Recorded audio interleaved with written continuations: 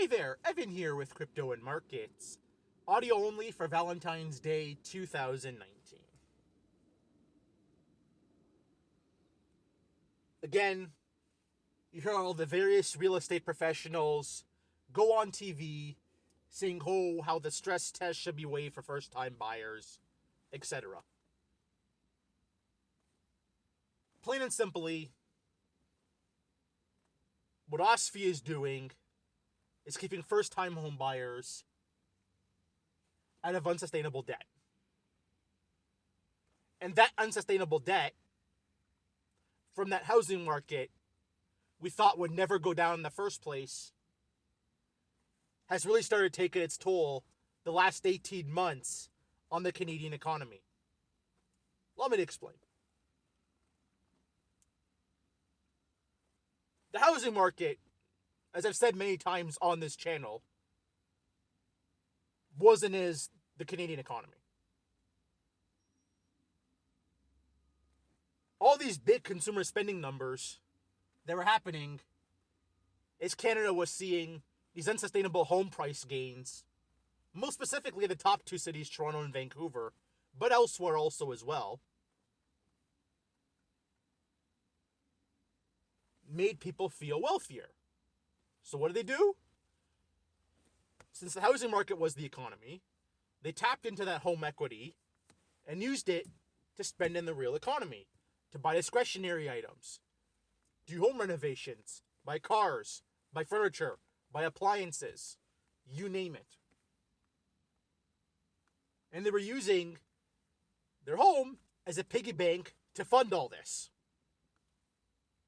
Do you magically think it was an accident that when consumer spending growth in Canada started slowing down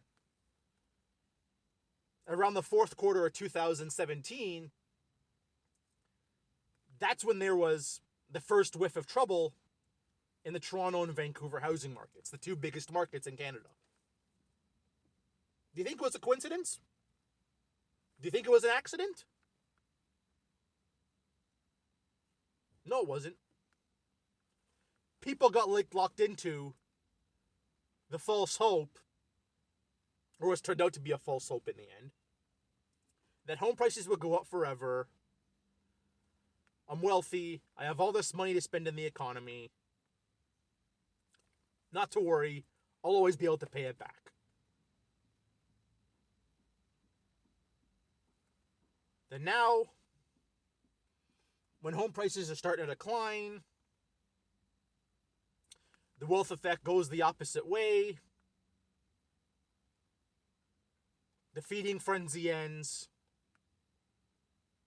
People then realize they couldn't go ahead and pay back all the debt that they accumulated because the housing market's no longer going up. And they no longer have that cash vehicle, which again coincides with the foreclosures, the powers of sale, the bankruptcies that started picking up in the GTA towards the second half of last year. And now you're starting to see the knock-on effects starting to become the case in Vancouver also. For it in BC, it has to go through a court, etc., so it takes a little bit longer than Ontario. But I digress. But now it looks like you're starting to see that in Vancouver in 2019 also.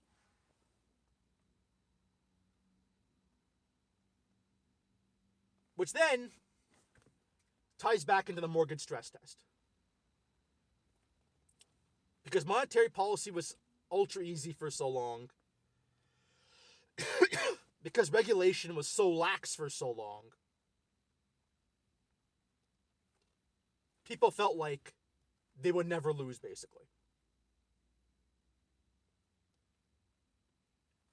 And by taking away that false hope from people, they're making debt more sustainable. And that's the reason why the stress tests need to stay. Is because the lax regulation fed into this great myth that was this great Canadian economy really since 2008, 2009. But now we're starting to see when the whole thing became basically a self-fulfilling fraud, That's what ultimately became in the end.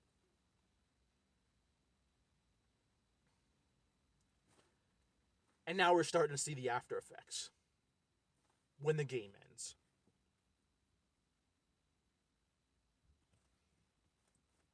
And really, if you're a first-time home buyer who, because of these rules, couldn't get into the market,